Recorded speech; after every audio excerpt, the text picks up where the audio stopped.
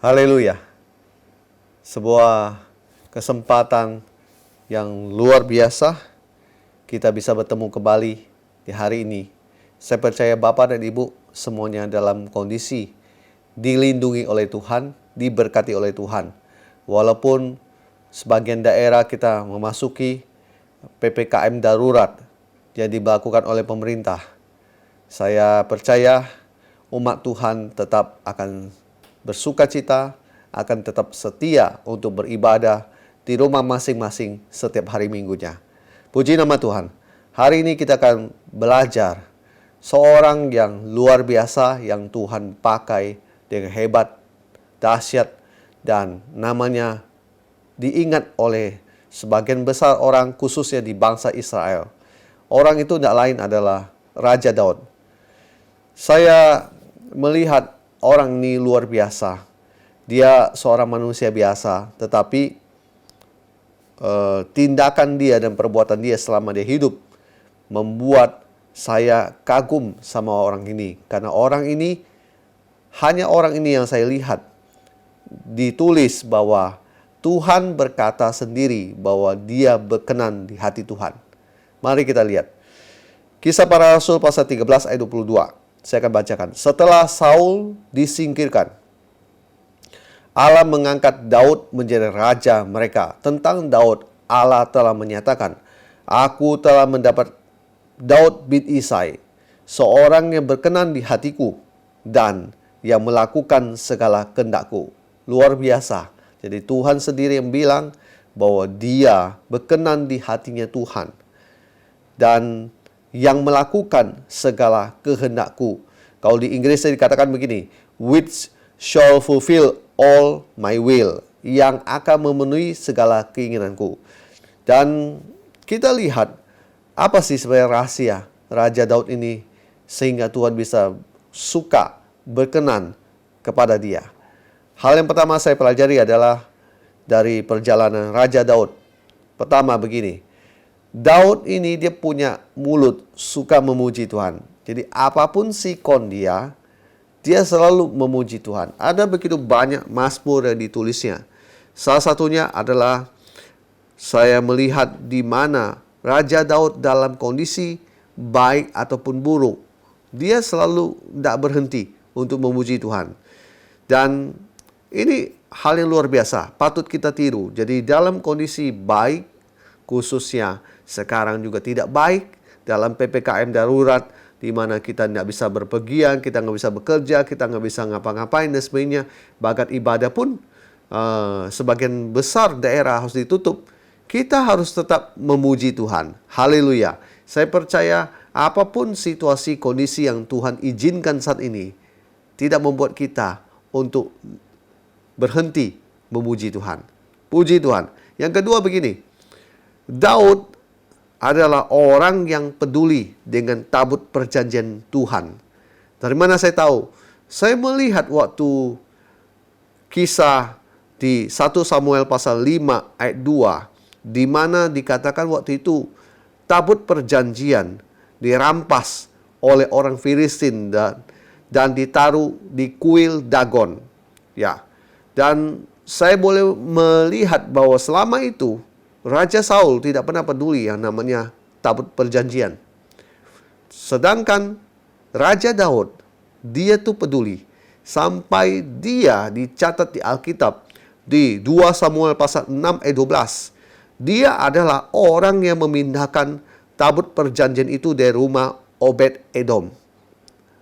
Jadi saya tahu bahwa Raja Daud adalah orang yang peduli dengan tabut perjanjian Allah. Saat ini mungkin tabut perjanjian Tuhan tidak ada di tangan Anda atau tidak ada di Indonesia. Tetapi yang saya mau kasih tahu Bapak dan Ibu, tabut perjanjian Tuhan bisa kita konotasikan atau samakan saat ini adalah dengan mezbah Tuhan. Saat ini, apakah Anda termasuk orang yang peduli dengan mezbah Tuhan di keluarga Anda, di kantor Anda, maupun di dalam tempat pelayanan Anda? Ada banyak orang saya lihat, dia tidak terlalu peduli dengan tabut perjanjian Tuhan. Dia tidak terlalu peduli dengan namanya rumah Tuhan. Dia asal. Dan saya boleh melihat para hamba Tuhan pun, rumah Tuhan, dia biarkan saja kotor. Dia biarkan tidak dicat. Dia biarkan rusak begitu. Padahal sebenarnya kalau dia mau berusaha, dia mengumpulkan uang ataupun dia berjuang, saya yakin itu bisa diperbaiki. Itu bisa dibenarkan. Dan sekarang begini Bapak dan Ibu, Tuhan yang tahu hati kita masing-masing. Apakah Anda hari ini adalah orang yang peduli dengan tabut perjanjian Allah?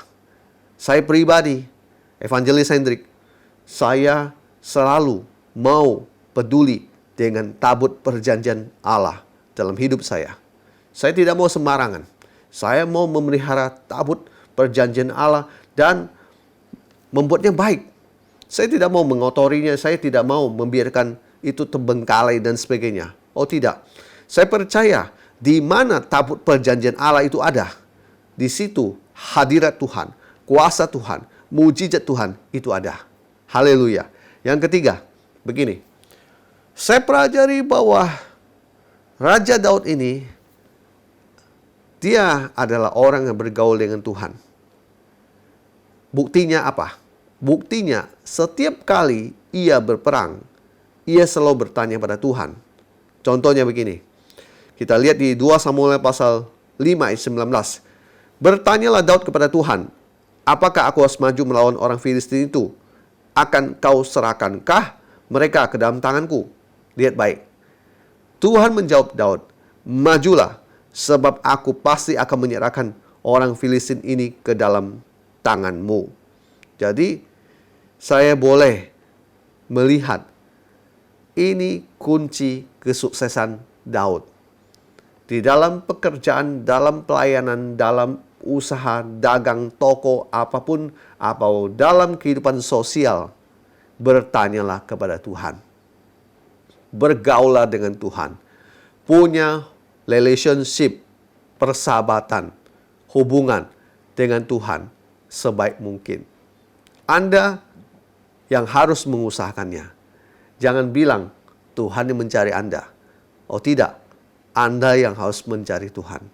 Anda harus miliki sebuah gaya hidup suka bergaul dengan Tuhan.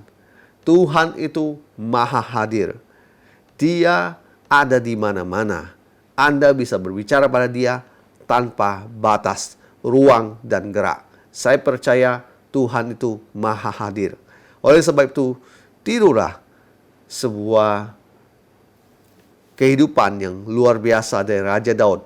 Setiap kali dia mau melakukan apapun dalam kehidupan dia selalu bergaul dengan Tuhan dan dia bertanya pada Tuhan. Yang berikutnya begini, hal yang keempat. Saya melihat Alkitab mencatat bahwa Daud hatinya terpaut kepada Tuhan. Apa sih sebenarnya hati terpaut kepada Tuhan? Hati terpaut kepada Tuhan artinya dia punya hati. Kalau ada apa-apa, dia selalu ingatnya Tuhan. Kalau orang yang hatinya terpaut pada Tuhan, dia tidak akan terus memikirkan kekayaan, keuangan, dan dia terus mengejar itu. Tetapi hati yang terpaut pada Tuhan, fokus utamanya adalah Tuhan itu sendiri. Maka daripada itu, saya mengajak Bapak dan Ibu jemaat terkasih di seluruh Indonesia, bahkan seluruh dunia, di mana ada yang bisa mengerti bahasa Indonesia, dan Anda melihat saat ini, acara ini. Dan saya mau bilang begini, Bapak dan Ibu, miliki hati terpaut pada Tuhan. Harta kekayaan Anda tidak bisa menyelamatkan Anda. Anda bisa melihat saat-saat ini, di mana orang punya uang banyak, tetapi begitu kena sakit corona, rumah sakit pun dia tidak bisa masuk ke situ. Kenapa? Karena saat ini rumah sakit sedang full semua, khususnya di Jakarta. Anda boleh melihat di mana-mana bahwa saat ini yang diperlukan adalah hatimu terpaut pada Tuhan. Kalau hatimu terpaut pada Tuhan, kebutuhan apa hari ini yang Anda butuhkan, yang Anda perlukan, Tuhan bisa memenuhinya. Haleluya. Saya percaya Raja Daud adalah orang yang luar biasa. Dia tahu bahwa apa yang dibutuhkan sebenarnya Tuhan. Yang lain ya cuma hanya sekedar memenuhi kebutuhan hidup dan melengkapi hidupnya. Saya melihat waktu di Kejadian di Mazmur pasal 34. Di situ dicatat waktu dia lari dari Raja Saul dan pergi ke Abimelek. Dalam ketakutan, dalam kegelisahan, dalam kebingungan, dia tetap ingat sama Tuhan. Hatinya terpaut pada Tuhan. Haleluya. Yang berikut yang kelima, begini. Mazmur pasal 51 adalah tulisan nyata di mana Raja Daud dia mengakui semua dosa dan kesalahannya. Hal yang kelima begini. Raja Daud adalah orang yang cepat mengaku salah. Dan waktu dia ditegur, dia merendahkan hati. Bapak dan Ibu, hari-hari ini saya banyak melihat orang-orang yang arogan. Orang-orang yang sombong. Baru tahu sedikit firman sudah banyak berdebat dengan orang. Saya mau kasih tahu begini, Bapak dan Ibu. Begini. Ketika datang seorang yang karunia nabi atau nabi, menegur dia. Orang itu bukan yang merendahkan hati, orang itu malah melawan. Raja Daud ini, dia seorang raja. Dia punya kuasa, dia punya power. Dia bisa melakukan apapun. Tapi ketika dia ditegur oleh abdi Allah, di situ saya hanya melihat Raja Daud satu tindakannya. Dia bukan membunuh nabi itu dengan kuasanya, karena dia raja, karena dia bisa melakukannya. Tetapi dicatat baik, Raja Daud dia merendahkan hati. Dia mengaku salah. Dia berbalik dari semua kejahatan yang dia lakukan. Dan dia bertobat. Hari-hari ini saya banyak melihat orang kaya. Ketika dia menelpon saya, dengan sombongnya dia memamerkan semua proyek-proyek yang dia punya. Senilai ratusan M dan sebagainya.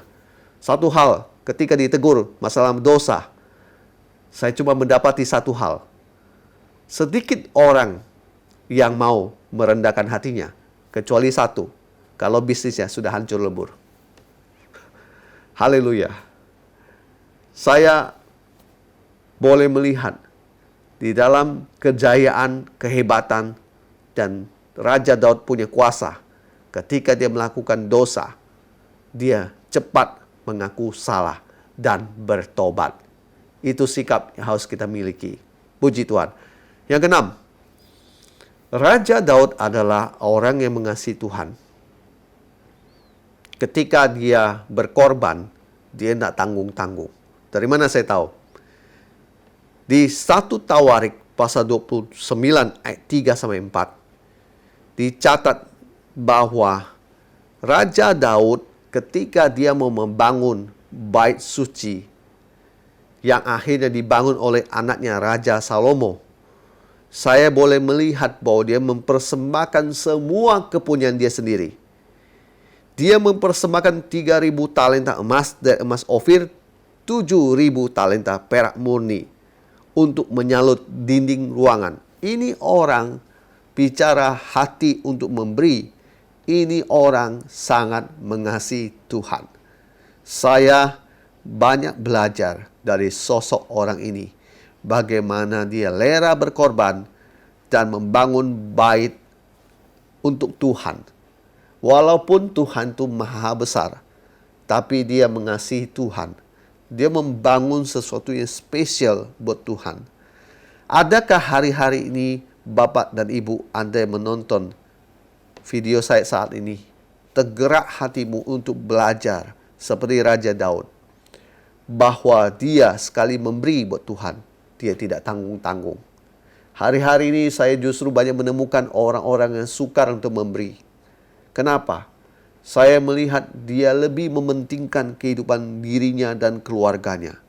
Kalau untuk jalan-jalan ke Eropa menghabiskan ratusan juta, dia punya. Tetapi untuk memberi pekerjaan penginjilan, misi ke daerah, sesen pun tidak ada. Saya boleh melihat dari situ orang lebih mementingkan diri sendiri. Raja Daud adalah orang mengasihi Tuhan. Karena dia mengasihi Tuhan, maka dia rela berkorban. Kalau Anda hari ini bilang sama saya bahwa Anda mengasihi Tuhan, tetapi Anda tidak bisa berkorban, saya mau berkata, Anda belum mengasihi Tuhan. Mari kita belajar bagaimana memiliki hati mengasihi Tuhan. Toh pada akhirnya kita bisa melihat kondisi yang terjadi di negara kita ini. Anda boleh punya uang bermiliar-miliar, tetapi kena virus dan sekarat, hanya Tuhan yang bisa menolong Anda. Uang Anda tidak bisa menolong Anda. Tabung oksigen Anda tidak bisa menolong Anda. Yang punya nyawa, kehidupan adalah Tuhan. Anda bisa melihat saat ini maut ada di mana-mana. Dan saya boleh melihat orang Kristen semua pada berteriak minta tolong agar diluputkan dari maut dan virus. Bapak dan Ibu, hari-hari ini miliki hati seperti Raja Daud mengasihi Tuhan. Kalau Anda mengasihi Tuhan, Anda pasti rela untuk berkorban. Belajar untuk mengasihi Tuhan dengan segenap hatimu, dengan segenap jiwamu, dan dengan segenap akal budimu. Kiranya nama Yesus terus dimuliakan. Haleluya. Amin.